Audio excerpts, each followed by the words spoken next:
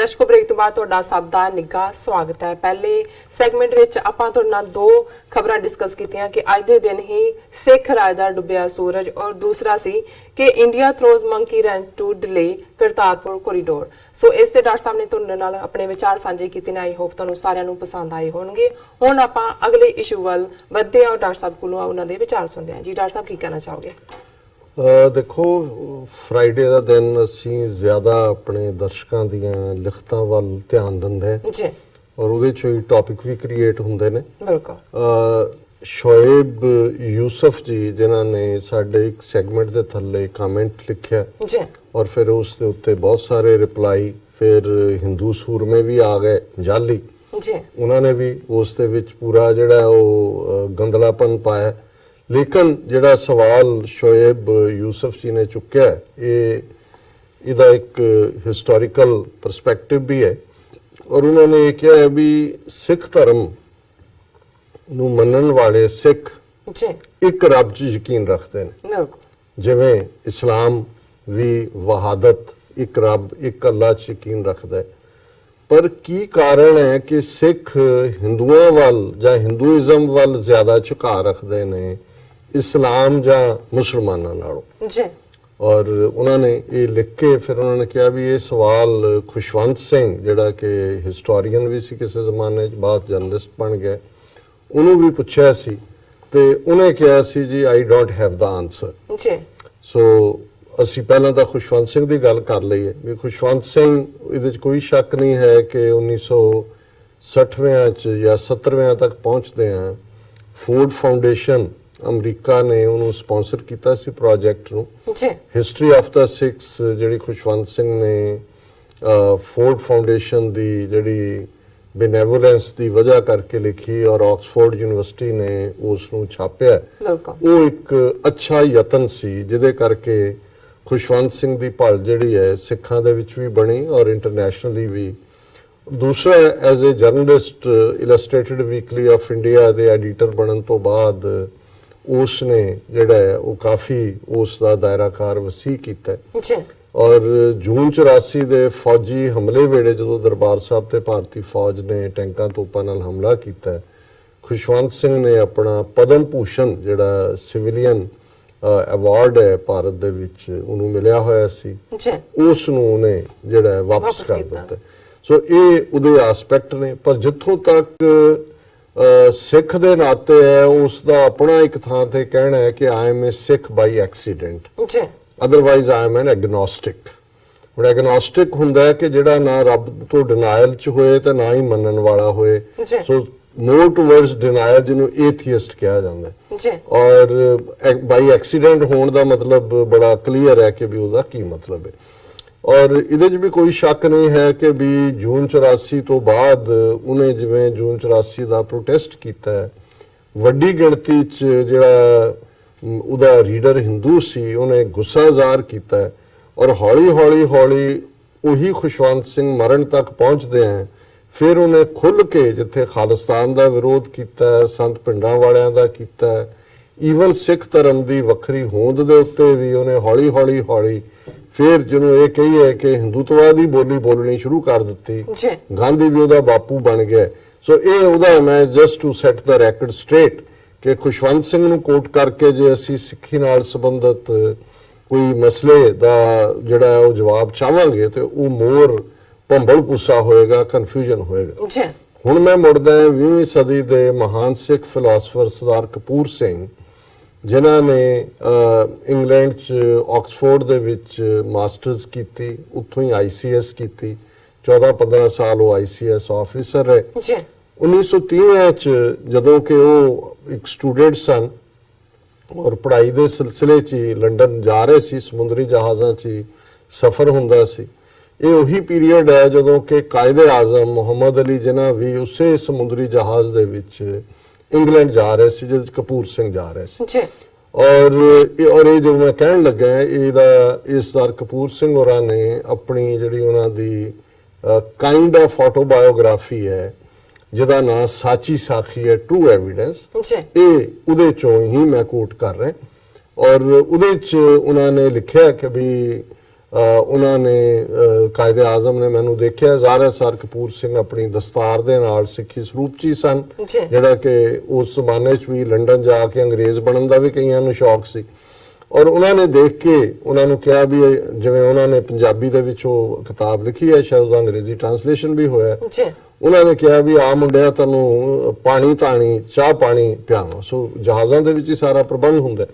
ਔਰ ਹੁਣ ਇਹ ਜਿਹੜਾ ਸਪੈਸੀਫਿਕ ਸ਼ੋਏਬ ਯੂਸਫ ਜੀ ਦਾ ਸਵਾਲ ਹੈ ਉਹਦੇ ਵੱਲ ਅਸੀਂ ਮੁੜਦੇ ਹਾਂ। ਉਹਨਾਂ ਨੇ ਕਾਇਦੇ ਆਜ਼ਮ ਨੇ ਸਰ ਕਪੂਰ ਸਿੰਘ ਨੂੰ, ਇਹ 1930 ਦੀ ਗੱਲ ਹੈ, 30s ਦੀ, ਉਦੋਂ ਅਜੇ ਕੋਈ ਪਾਕਿਸਤਾਨ ਹੋਣ 'ਚ ਨਹੀਂ ਸੀ ਆਇਆ, ਅਜੇ ਪਾਕਿਸਤਾਨ ਦੇ ਰੈਜ਼ੋਲੂਸ਼ਨ ਵਾਲੀ ਗੱਲ ਵੀ ਜਿਹੜੀ 1940 ਚ ਆਈ ਉਹ ਨਹੀਂ ਸੀ ਆਈ। ਹੁਣ ਕਾਇਦੇ ਆਜ਼ਮ ਉਹਨਾਂ ਨੂੰ ਪੁੱਛਦੇ ਨੇ ਕਿ Islam is holding the right hand of the Sikhs but they always keep their face towards the Hindus, what is the reason? ਹੁਣ ਇਹ ਹੈ ਮੋਨੋਥਿਜ਼ਮ, ਜਦੋਂ ਕਹਿੰਦੇ ਨੇ ਵੀ ਸੱਜਾ ਹੱਥ ਇਸਲਾਮ ਦਾ ਸਿੱਖੀ ਦਾ ਇਸਲਾਮ ਨੇ ਫੜਿਆ ਹੈ, ਮਤਲਬ ਇਹ ਹੈ ਵੀ ਇਸਲਾਮ ਵੀ ਇੱਕ ਰੱਬ 'ਚ ਯਕੀਨ ਰੱਖਣ ਵਾਲੀ ਕੌਮ ਹੈ, ਸਿੱਖ ਵੀ ਉਹਦੇ 'ਚ ਯਕੀਨ ਰੱਖਦੇ ਨੇ। ਪਰ ਉਹਨਾਂ ਨੇ ਕਿਹਾ ਵੀ ਸਿੱਖ ਆਪਣਾ ਮੂੰਹ ਹਿੰਦੂਆਂ ਵੱਲ ਕਿਉਂ ਰੱਖਦੇ ਨੇ, ਕਿ ਮਤਲਬ ਉਹਨਾਂ ਦੀ ਇਹੀ ਲੀਨਿੰਗ ਕਿਉਂ ਹੈ?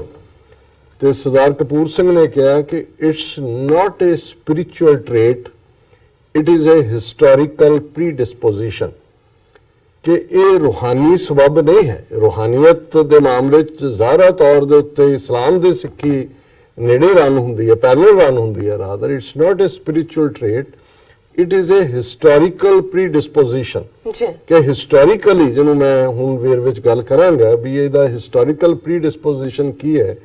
ਇਹ ਸੁਣਨ ਤੋਂ ਬਾਅਦ ਸਰ ਕਪੂਰ ਸਿੰਘ ਹੋਰਾਂ ਦੇ ਕਹਿਣ ਮੁਤਾਬਕ 1 ਸੈਕਿੰਡ ਰੁਕੇ ਕਾਇਦੇ ਆਜ਼ਮ, ਔਰ ਉਹਨਾਂ ਨੇ ਕਿਹਾ You have spoken profoundly, ਕਿ ਤੂੰ ਬੜੀ ਡੂੰਘੀ ਗੱਲ ਕੀਤੀ ਹੈ।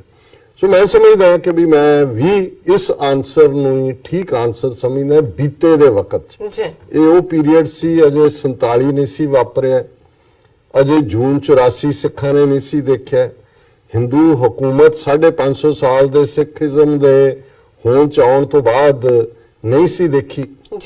ਸੋ ਜ਼ਾਹਿਰ ਹੈ ਕਿ ਜਦੋਂ ਅਸੀਂ ਹਿਸਟੋਰੀਕਲ ਪ੍ਰੀਡਿਸਪੋਜੀਸ਼ਨ ਦੀ ਗੱਲ ਕਰਦੇ ਤੇ ਫਿਰ ਇਹ ਗੱਲ ਦੇਖਣ ਵਾਲੀ ਹੈ ਕਿ ਗੁਰੂ ਨਾਨਕ ਸਾਹਿਬ ਦੀ ਆਮਦ ਤੋਂ ਪਹਿਲੇ 550 ਸਾਲ ਪਹਿਲਾਂ ਗੁਰੂ ਨਾਨਕ ਸਾਹਿਬ ਪ੍ਰਕਾਸ਼ਮਾਨ ਹੁੰਦੇ ਨੇ ਨਨਕਾਣਾ ਸਾਹਿਬ ਦੀ ਧਰਤੀ ਤੇ।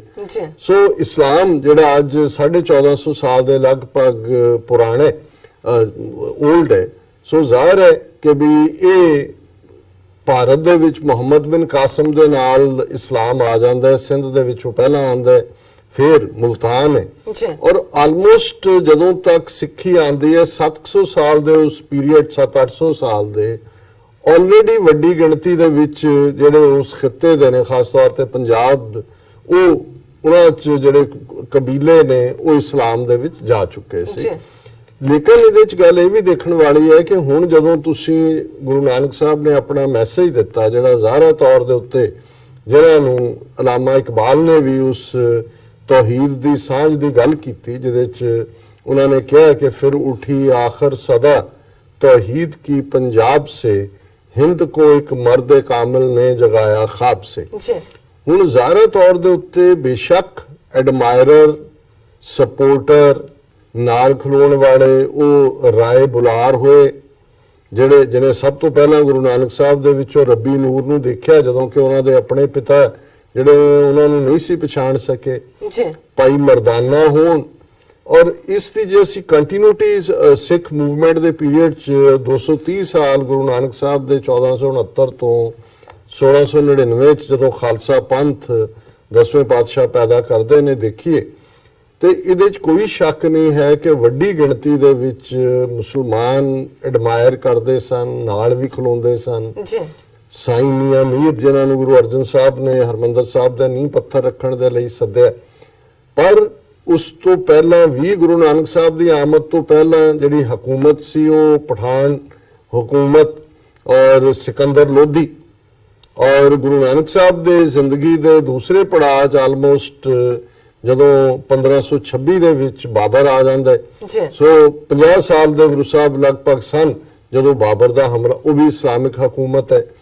ਔਰ ਇਵੈਂਚੁਅਲੀ ਇਹਦੇ 'ਚ ਕੋਈ ਸ਼ੱਕ ਨਹੀਂ ਹੈ ਕਿ ਜਿਵੇਂ ਦੌਲਤ ਖਾਨ ਲੋਧੀ ਹੈ, ਸੁਲਤਾਨਪੁਰ ਲੋਧੀ ਦਾ ਨਵਾਬ, ਉਹ ਗੁਰੂ ਸਾਹਿਬ ਨੂੰ ਉਹਨੇ ਉਹ ਐਡਮਾਇਰ ਵੀ ਕਰਦਾ ਹੈ, ਪਛਾਣਦਾ ਵੀ, ਪਰ ਇਹ ਗੱਲ ਸਾਨੂੰ ਦੇਖਣੀ ਪਏਗੀ ਕਿ ਮੈਸੇਜ ਤੌਹੀਦ ਦਾ ਇੱਕ ਰੱਬ ਦਾ ਜਾਂਦਾ ਹੈ ਜੀ, ਪਰ ਫੋਲੋਅਰ ਤੁਹਾਡੇ ਕਿੱਥੋਂ? ਹੁਣ ਇਸਲਾਮ ਦੇ ਵਿੱਚ ਜਿਹੜਾ ਇੱਕ ਵਾਰ ਇਸਲਾਮ 'ਚ ਚਲਾ ਗਿਆ ਉਹਨੇ ਤਾਂ ਵਾਪਸ ਨਹੀਂ ਆਣਾ ਹੈ, ਉਹ ਤਾਂ ਕਨਵਰਜਨ ਜਿਹੜੀ ਹੈ ਉਹ ਬਿਲਕੁਲ ਨੋ ਹੈ ਕਿ ਕੋਈ ਇਸਲਾਮ ਛੱਡ ਕੇ ਦੂਸਰਾ ਮਜ਼ਹਬ। ਸੋ ਉਹਦੇ 'ਚ ਇਹ ਹੈ ਵੀ ਜੇ ਹੁਣ ਸਿੱਖੀ ਦਾ cadre over a period of time, ਉਸ ਸਾਰੇ ਪੀਰੀਅਡ 'ਚ ਜਦੋਂ ਕਿ 6ਵੇਂ ਪਾਤਸ਼ਾਹ ਦੇ ਵੇੜੇ ਤੱਕ ਪਹੁੰਚਦੇ ਆ ਟਕਰਾਅ ਦੀ ਲਾਈਨ ਸ਼ੁਰੂ ਹੋ ਜਾਂਦੀ ਹੈ, ਔਰੰਗਜ਼ੇਬ ਤੱਕ ਪਹੁੰਚਦੇ ਆ ਫੁੱਲੀ ਟਕਰਾਅ ਹੋ ਜਾਂਦਾ। ਸੋ ਫਿਰ ਜਿਹੜਾ ਤੁਹਾਡੇ ਉਸ ਧਰਤੀ ਦੇ ਇਨਹੈਬੀਟੈਂਟ ਨੇ ਉਹਨਾਂ ਚੋਂ ਹੀ ਤੁਹਾਡਾ ਕਾਡਰ ਨਿਕਲਣਾ।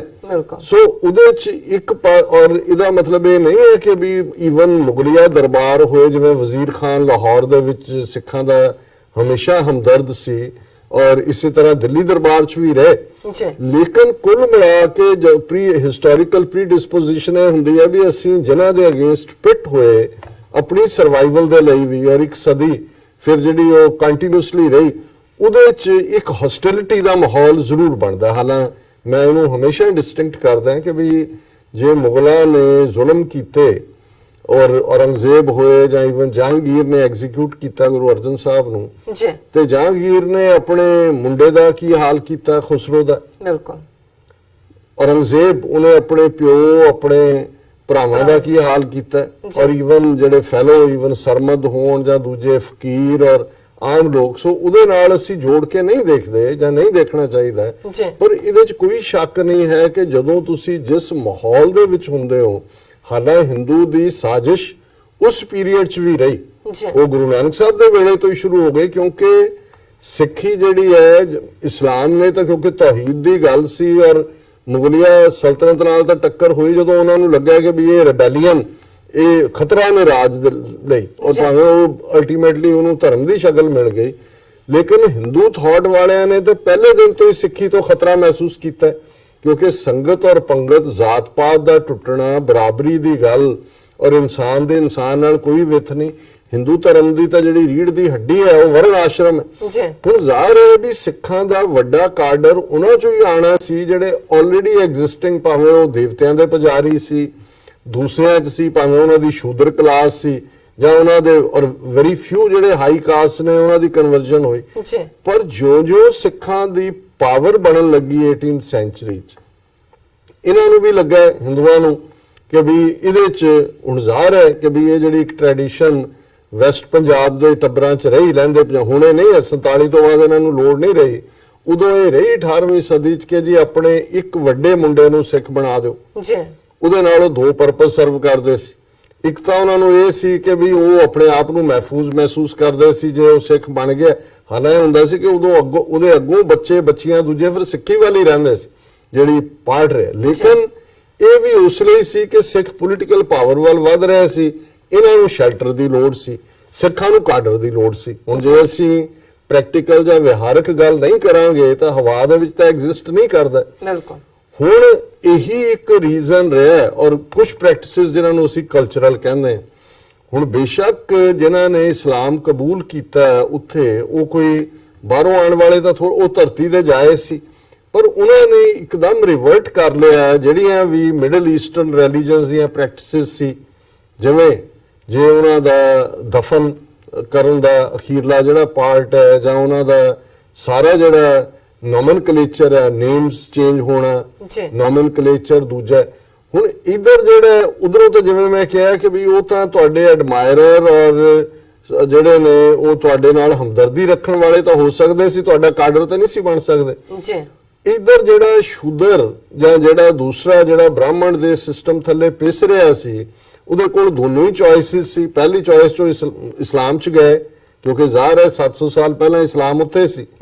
ਜਦੋਂ ਦੂਸਰੀਆਂ ਚੋਇਸਿਸ ਆਈਆਂ ਉਹਦੇ 'ਚ ਉਹਨਾਂ ਨੂੰ ਸਿੱਖੀ ਦੇ ਪ੍ਰਿੰਸੀਪਲ ਵੀ ਜਿਹੜੇ ਨੇ ਉਹ ਬਰਾਬਰੀ ਦੇ ਸੀ, ਕੋਈ ਜਿਹੜਾ ਬਾਟੇ 'ਚ ਅੰਮ੍ਰਿਤ ਛਕਣ ਦਾ, ਇਕੱਠੇ ਬਹਿਣ ਦਾ, ਇਕੱਠੇ ਗ੍ਰੰਥ ਦਾ, ਔਰ ਸਭ ਤੋਂ ਵੱਡੀ ਗੱਲ ਸ਼ਸਤਰ, ਵੈਪਨ ਪਾਵਰ।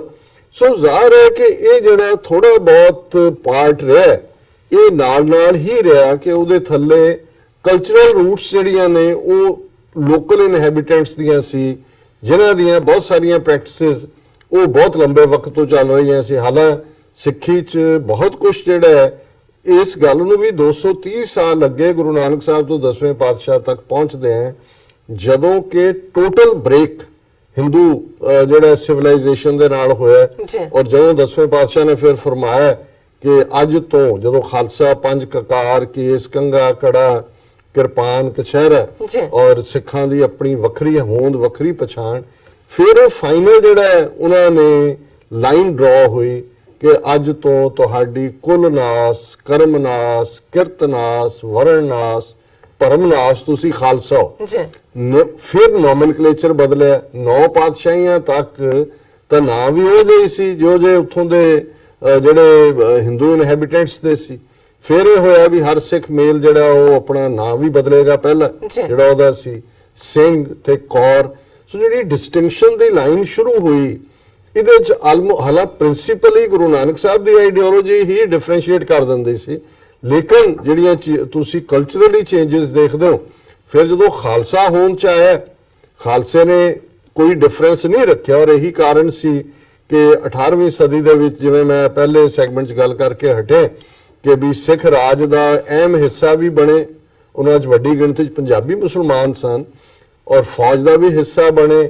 ਔਰ ਜਿਹੜੀ ਉਹਨਾਂ ਦਾ ਕਨਸੈਪਟ ਸੀ ਉਹ ਸਿੱਖੀ ਔਰ ਇਸਲਾਮ ਦੇ ਨੇੜੇ ਹੋਣ ਦਾ ਸੀ। ਇਹ ਵੀ ਇੱਕ ਵਜ੍ਹਾ ਸੀ ਕਿ ਉਸ ਦੌਰ ਦੇ ਵਿੱਚ ਕੁਝ ਇਨਸੀਡੈਂਟਸ ਇੱਧਰ ਉੱਧਰ ਧੱਕੇਸ਼ਾਹੀ ਦੀਆਂ ਹਮੇਸ਼ਾ ਹੁੰਦੀਆਂ ਨੇ ਜਿਨ੍ਹਾਂ ਦੇ ਕੋਲ ਪਾਵਰ ਹੁੰਦੀ ਹੈ, ਪਰ ਬਾਈ ਐਂਡ ਲਾਰਜ ਸ਼ਾਹ ਮੁਹੰਮਦ ਵਰਗਾ ਇੱਕ ਪੰਜਾਬੀ ਕਵੀ ਉਸ ਰਾਜ ਦੇ ਜਾਣ ਤੇ ਕੀਰਨੇ ਪਾਉਂਦਾ ਤੇ ਉਹ ਇੱਕ ਮਾਡਲ ਜ਼ਰੂਰ ਕ੍ਰੀਏਟ ਹੋਇਆ ਜਿਹਦੇ ਚ ਕਿ ਸਿੱਖ ਔਰ ਮੁਸਲਮਾਨ ਇੱਕ ਪੇਜ ਦੇ ਉੱਤੇ ਸੀ। ਹੁਣ ਅਸੀਂ ਅੰਗਰੇਜ਼ੀ ਰਾਜ ਦੀ ਗੱਲ ਕਰੀਏ, ਹੁਣ ਇਸ ਸਾਰੇ ਪੀਰੀਅਡ ਚ ਭਾਵੇਂ ਯੂਪੀ, ਬਿਹਾਰ, ਬੰਗਾਲ, ਇਹਨਾਂ ਥਾਵਾਂ ਤੇ ਫਿਰਕੂ ਫਸਾਦ ਹੁੰਦੇ ਰਹੇ, ਕਮਿਊਨਲ ਰਾਈਟਸ। ਪੰਜਾਬ ਦੇ ਵਿੱਚ ਅੰਗਰੇਜ਼ੀ ਪੀਰੀਅਡ ਚ 1930 ਚ ਆ ਕੇ ਥੋੜਾ ਬਹੁਤ ਸ਼ਹੀਦਗੰਜ ਮਸਜਿਦ ਜਾਂ ਗੁਰਦੁਆਰੇ ਦਾ ਰੌਲਾ, ਲੇਕਿਨ ਕਦੇ ਵੀ, ਕਿਉਂਕਿ ਜੇ ਇਹ ਹਾਰਮੋਨੀਅਸ ਪਾਰਟ ਨਾ ਹੁੰਦਾ ਤੇ ਫਿਰ ਜਿਹੜਾ ਅਦਰ ਵੇ ਗੱਲ ਹੋਣੀ ਸੀ ਦੂਸਰੇ।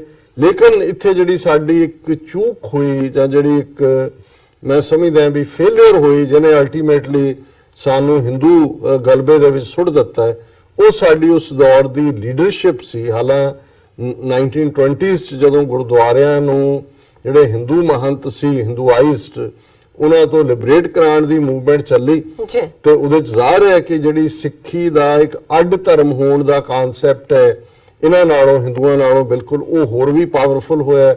ਸੈਪਰੇਟ ਇਲੈਕਟੋਰੇਟ ਵੀ ਅੰਗਰੇਜ਼ਾਂ ਨੇ ਦਿੱਤਾ ਹੈ, ਭਾਵੇਂ ਸਿੱਖ ਇੱਕ ਜਿਹੜੀ, ਜਿਵੇਂ ਮੈਂ ਕਿਹਾ ਵੀ ਮਾਈਨੋਰਿਟੀਜ਼ ਦੀ ਇੱਕ ਪ੍ਰੋਬਲਮ ਹਮੇਸ਼ਾ ਘੱਟ ਗਿਣਤੀ ਹੁੰਦੀ ਹੈ, ਉਹਨਾਂ ਨੂੰ ਇਹ ਵੀ ਹੁੰਦਾ ਹੈ ਕਿ ਵੀ ਉਹਨਾਂ ਦਾ ਆਪਣਾ ਕਲੈਨ ਵਧੇ, ਉਹਨਾਂ ਦੀ ਗਿਣਤੀ ਵੀ ਵਧੇ। ਇਸ ਲਈ ਜੇ ਅਸੀਂ ਸਿੱਖ ਰਹਿਤ ਮਰਿਆਦਾ ਦੇ ਮੁਤਾਬਕ ਮੈਰਿਟਲ ਰਿਲੇਸ਼ਨਸ਼ਿਪ ਦੇਖਦੇ ਹਾਂ ਵਿਆਹਤਾ ਦੀ, ਤਾਂ ਉਹਦੇ 'ਚ ਇੱਕ ਹਦਾਇਤ ਹੈ ਕਿ ਸਿੱਖ ਆਪਣੀ ਬੱਚੀ ਦਾ ਰਿਸ਼ਤਾ ਸਿੱਖ ਨਾਲ ਹੀ ਕਰੇ।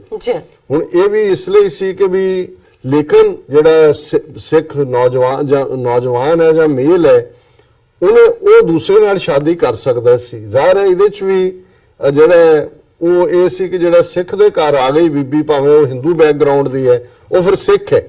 ਔਰ ਇਹ ਮਾਈਨੋਰਿਟੀਜ਼ ਨੂੰ ਹਮੇਸ਼ਾ ਹੁੰਦਾ ਹੈ ਕਿ ਵੀ ਤੁਸੀਂ ਆਪਣਾ ਕਲੈਨ ਵੀ ਕਿਵੇਂ ਵਧਾਣਾ ਹੈ। ਸੋ ਸਾਡਾ ਮਾਈਨੋਰਿਟੀ 'ਚ ਹੋਣਾ ਵੀ ਇੱਕ ਰੀਜ਼ਨ ਸੀ ਕਿ ਅਲਟੀਮੇਟਲੀ ਇਹ ਜਿਹੜਾ ਪਾਰਟ ਰਿਹਾ। ਪਰ 47 ਨੇ ਹਾਲਾਤ ਬਦਲ ਦਿੱਤੇ ਬਿਲਕੁਲ। ਉਸ ਤੋਂ ਬਾਅਦ ਤੁਹਾਨੂੰ ਕੋਈ ਨਜ਼ਰ ਨਹੀਂ ਆਏਗਾ ਕਿ ਕਿਸੇ ਹਿੰਦੂ ਨੇ ਆਪਣਾ ਬੱਚਾ ਸਿੱਖ ਬਣਾਇਆ ਹੋਏ, ਜਾਂ ਉਹਨਾਂ ਨੂੰ ਲੋੜ ਹੀ ਨਹੀਂ ਰਹੀ, ਉਹਨਾਂ ਦੀ ਆਪਣੀ ਪੋਲੀਟੀਕਲ ਪਾਵਰ ਆ ਗਈ। ਔਰ ਉਦੋਂ ਤੱਕ 47 ਤੱਕ ਅਸੀਂ ਹਿੰਦੂ ਜ਼ਹਿਨੀਅਤ ਨੂੰ ਉਸ ਕਦਰ ਨਹੀਂ ਸੀ ਦੇਖਿਆ, ਕਿਉਂਕਿ ਉਹਨਾਂ ਦੇ ਕੋਲ ਪੋਲੀਟੀਕਲ ਪਾਵਰ ਨਹੀਂ ਸੀ। ਔਰ ਇਹੀ ਕਾਰਨ ਹੈ ਕਿ ਜਦੋਂ ਜੂਨ 84 ਦਾ ਹਮਲਾ ਹੁੰਦਾ ਹੈ, ਅਫਜ਼ਲ ਅਹਿਸਨ ਰੰਧਾਵਾ ਜਿਹੜੇ ਕਿ ਪਾਰ ਬੈਠੇ ਨੇ, ਉਹ 9 ਜੂਨ ਜਾਂ 10 ਜੂਨ ਨੂੰ ਆਪਣੀ ਨਜ਼ਮ ਲਿਖਦੇ ਨੇ, ਨਵਾਂ ਘੱਲੂਘਾਰ ਹੈ, ਤੇ ਉਹਨਾਂ ਇਹ ਕਿਹਾ ਕਿ ਵੈਰੀਆਂ ਕੱਢ ਵਿਖਾਲਿਆ 5 ਸਦੀਆਂ ਦਾ ਵੈਰ। ਹਿੰਦੂ ਥਾਟ ਨੇ ਕਦੇ ਸਿੱਖ ਥਾਟ ਨੂੰ, ਇਸ ਵਹਾਦਤ ਦੀ ਗੱਲ ਨੂੰ ਜਾਂ ਇਸ ਨਿਆਰੇਪਨ ਨੂੰ ਐਕਸੈਪਟ ਨਹੀਂ ਸੀ ਕੀਤਾ। ਸੋ ਅਸੀਂ ਹਿੰਦੂਆਂ ਦਾ ਜਾਂ ਮੈਜੋਰਿਟੀ ਗਲਬੇ ਦਾ ਜਿਹੜਾ ਕਰੂਅਲ ਫੇਸ ਆ ਨਹੀਂ ਸੀ ਦੇਖਿਆ ਹੋਇਆ, ਜਿਸ ਕਰਕੇ ਕਿਤੇ ਨਾ ਕਿਤੇ, ਕਿਉਂਕਿ 18ਵੀਂ ਸਦੀ ਚ ਮੁਗਲ ਔਰ ਦਰਾ ਖੈਬਰ ਪਾਰ ਦੇ ਆਉਣ ਵਾਲੇ ਧਾੜਵੀ, ਉਹਨਾਂ ਦੇ ਜ਼ੁਲਮਾਂ ਦੀਆਂ ਕਹਾਣੀਆਂ, ਸ਼ਹਾਦਤਾਂ, ਹਿਸਟਰੀ ਸਾਡਾ ਉਹੀ ਸਾਡੀ ਸਾਈਕੋ ਹਿਸਟਰੀ ਚ ਪਿਆ ਹੋਇਆ ਸੀ। ਜੀ ਸੋ ਜੂਨ 84 ਇੱਕ ਵਾਟਰਸ਼ੈਡ ਵੀ ਸੀ, ਨਾ ਸਿਰਫ ਇੰਡੀਅਨ ਹਿੰਦੂਆਂ ਦੇ ਨਾਲ ਰਿਲੇਸ਼ਨਸ਼ਿਪ ਦਾ, ਬਟ ਪਾਕਿਸਤਾਨ ਪ੍ਰਤੀ ਜਾਂ ਮੁਸਲਮਾਨਾਂ ਪ੍ਰਤੀ ਇੱਕ ਹੋਰ ਪੋਜ਼ਿਟਿਵ ਨਜ਼ਰੀਏ ਤੋਂ ਦੇਖਣ ਦਾ। ਔਰ ਮੈਂ ਸਮਝਦਾ ਵੀ ਇਹਨਾਂ 40 ਸਾਲਾਂ ਚ ਜਿਹੜਾ ਆਲਮੋਸਟ 35 ਸਾਲ ਹੀ ਜੇ ਕਹੀਏ 84 ਤੋਂ ਬਾਅਦ ਜੀ ਕਿ ਬਹੁਤ ਕੁਝ ਬਦਲਿਆ। ਸੋ ਮੈਂ ਸਮਝਦਾ ਵੀ ਇਹ ਬੜਾ ਵਾਜਬ ਸਵਾਲ ਔਰ ਕੰਸਰਨ ਵੀ ਰਿਹਾ। ਜੇ ਕਾਇਦੇ ਆਜ਼ਮ ਨੇ ਵੀ ਪੁੱਛਿਆ, ਉਸ ਦੌਰ ਦੇ ਵਿੱਚ ਵੀ ਇਹ ਰੁਝਾਨ ਸੀ, ਪਰ ਅੱਜ ਤੁਹਾਨੂੰ ਅੱਜ ਵੀ ਇੱਕ ਸੈਗਮੈਂਟ ਜਿਹੜਾ ਉੱਥੇ ਹਿੰਦੂਆਈਜ਼ਡ ਹੈ ਉਹ ਉਸ ਲਾਈਨ ਤੇ ਅਜੇ ਵੀ ਖਲੋਤਾ ਹੋਏਗਾ, ਪਰ ਵਾਸਟ ਮੈਜੋਰਿਟੀ ਔਰ ਖਾਸ ਤੌਰ ਤੇ ਡਾਇਸਪੋਰਾ ਸਿੱਖ ਜਿਹੜੇ ਨੇ ਉਸ ਸਾਰੇ ਚੋਂ ਨਿਕਲ ਗਏ ਨੇ। ਔਰ ਮੈਂ ਸਮਝਦਾ ਵੀ ਸ਼ਾਇਦ ਇਹ ਜਿਹੜਾ ਜੂਨ 84 ਨਵੰਬਰ 84 ਇੱਕ ਸਾਡੇ ਲਈ ਬੇਸ਼ੱਕ ਇੱਕ ਵੱਡਾ ਦੁਖਾਂਤ ਹੈ, ਇੱਕ ਵੱਡਾ ਘੱਲੂਘਾਰਾ ਹੈ, ਹੋਲੋਕਾਸਟ ਹੈ ਸਾਡੀ। ਜੋ ਕਈ ਵੀਰ ਪੁੱਛਦੇ ਨੇ ਪਾਕਿਸਤਾਨੀ, ਤੁਸੀਂ ਘੱਲੂਘਾਰਾ ਕਹਿੰਦੇ ਹੋ, ਇਹਦਾ ਕੀ? ਇਹਦਾ ਮਤਲਬ ਹੀ ਜੈਨੋਸਾਈਡ ਹੈ ਜਾਂ ਹੋਲੋਕਾਸਟ ਹੈ, ਨਸਲਕੁਸ਼ੀ ਹੈ। ਲੇਕਿਨ ਇਹਨੇ ਸਾਨੂੰ ਇਹਨਾਂ ਦੀ ਹਕੀਕਤ ਵੀ ਦਿਖਾ ਦਿੱਤੀ ਔਰ ਇੱਕ ਨਵਾਂ ਰਸਤਾ ਵੀ ਖੋਲ੍ਹਿਆ ਜਿਹਦੇ ਥੱਲੇ ਅਸੀਂ ਬਿਲਕੁਲ ਇਹਨਾਂ ਤੋਂ ਇੰਡੀਪੈਂਡੈਂਟ ਹੋ ਕੇ ਪੁਰਾਣੀ ਸਾਈਕੋ ਹਿਸਟਰੀ ਜਿਹੜੀ ਹੈ ਉਹਦੇ 'ਚ ਇਹ ਨਵੀਂ ਕਰੰਟ ਹਿਸਟਰੀ ਨੇ ਟੇਕ ਓਵਰ ਕਰ ਲਿਆ। ਸੋ ਸ਼ੋਏਬ ਯੂਸਫ ਜੀ ਦਾ ਬਹੁਤ ਸ਼ੁਕਰੀਆ ਸਾਨੂੰ ਲਿਖਿਆ ਜੀ। ਡਾਕਟਰ ਸਾਹਿਬ ਥੱਲੇ ਨੇ ਬ੍ਰੇਕ ਤੋਂ ਪਹਿਲਾਂ ਅਸੀਂ ਦਰਸ਼ਕਾਂ ਦੇ ਸਰੋਤਿਆਂ ਨੂੰ ਅਪੀਲ ਤੇ ਬੇਨਤੀ ਕਰਦੀ ਹੈ ਵਿਊਅਰਸ, ਜਿਸ ਤਰ੍ਹਾਂ ਕਿ ਤੁਸੀਂ ਜਾਣਦੇ ਹੋ ਕਿ ਟੀਵੀ 84 ਮਨੁੱਖੀ ਹੱਕਾਂ ਦਾ ਪਹਿਰੇਦਾਰ ਹੈ। ਟੀਵੀ 84 ਸਿੱਖਾਂ, ਕਸ਼ਮੀਰੀਆਂ ਤੇ ਭਾਰਤੀਆਂ ਨਾਰਥ ਈਸਟ ਸਟੇਟਾਂ ਦੇ ਲੋਕਾਂ ਦੇ ਸਵੈ ਨਿਰਣੇ ਦੇ ਹੱਕਾਂ ਦਾ ਹਾਮੀ ਹੈ। ਅਸੀਂ ਚਾਹਾਂਗੇ ਕਿ ਤੁਸੀਂ ਟੀਵੀ 84 ਦੀ ਚੜ੍ਹਦੀ ਕਲਾ ਲਈ ਵੱਧ ਤੋਂ ਵੱਧ ਡੋਨੇਟ ਕਰੋ। ਡੋਨੇਟ ਕਰਨ ਲਈ ਸਾਡੀ ਵੈਬਸਾਈਟ tv84.tv ਤੇ ਜਾ ਕੇ ਪੇਪਲ ਦੀ ਵਰਤੋਂ ਕਰਕੇ ਵਨ ਟਾਈਮ ਡੋਨੇਟ ਕਰ ਸਕਦੇ ਹੋ, ਮੰਥਲੀ ਡੋਨੇਟ ਵੀ ਕਰ ਸਕਦੇ ਹੋ।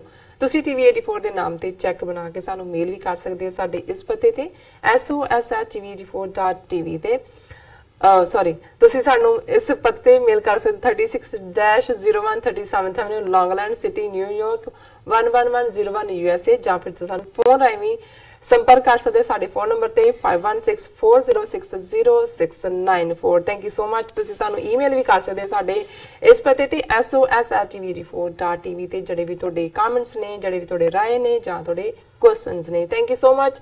Keep watching TV 84। ਮਿਲਦੇ ਆ ਛੋਟੇ ਜਿਹੇ ਬ੍ਰੇਕ ਤੋਂ ਬਾਅਦ।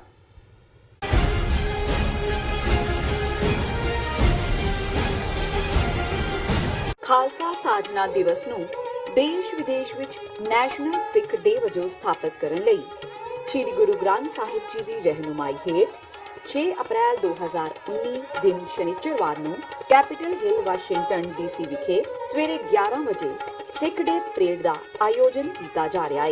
ਸਿੱਖ ਕੋਆਰਡੀਨੇਸ਼ਨ ਕਮੇਟੀ ਈਸਟ ਕੋਸਟ ਵੱਲੋਂ ਆਪ ਸਭ ਨੂੰ ਪਰਿਵਾਰਾਂ ਸਮੇਤ ਇਸ ਪਰੇਡ ਵਿੱਚ ਸ਼ਾਮਲ ਹੋਣ ਲਈ ਬੇਨਤੀ ਕੀਤੀ ਜਾਂਦੀ ਹੈ। ਵਧੇਰੇ ਜਾਣਕਾਰੀ ਲਈ ਆਪ ਹੇਠ ਦਿੱਤੇ ਨੰਬਰਾਂ ਤੇ ਸੰਪਰਕ ਕਰ ਸਕਦੇ ਹੋ।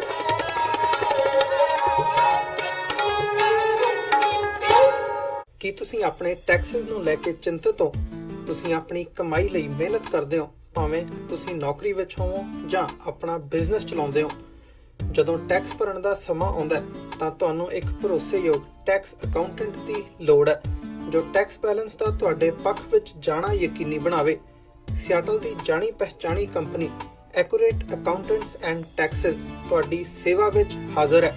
ਅਸੀਂ ਹਰ ਤਰ੍ਹਾਂ ਦੇ ਟੈਕਸ ਭਰਨ ਵਿੱਚ ਤੁਹਾਡੀ ਮਦਦ ਕਰਾਂਗੇ। ਟੈਕਸ ਸੰਬੰਧੀ ਕਿਸੇ ਵੀ ਤਰ੍ਹਾਂ ਦੇ ਸਵਾਲ ਲਈ ਅੱਜ ਹੀ ਸਾਡੇ ਤੱਕ ਪਹੁੰਚ ਕਰੋ। Accurate accountants and Texas. ਉੱਤਰ ਤੋਂ ਲੈ ਕੇ ਦੱਖਣ ਤੱਕ, ਪੂਰਬ ਤੋਂ ਲੈ ਕੇ ਪੱਛਮ ਤੱਕ, ਸਿਰਫ ਖਬਰ ਨਹੀਂ ਬਲਕਿ ਖਬਰ ਦੀ ਤਹਿ ਤੱਕ। ਉਹ ਖਬਰਾਂ ਜੋ ਮਾਇਨੇ ਰੱਖਦੀਆਂ ਨੇ ਤੁਹਾਡੇ ਲਈ, ਸਾਡੇ ਲਈ। ਦੇਖਣਾ ਨਾ ਭੁੱਲੋ ਰੋਜ਼ਾਨਾ ਪੰਜਾਬੀ ਖਬਰਾਂ TV 84 ਤੇ।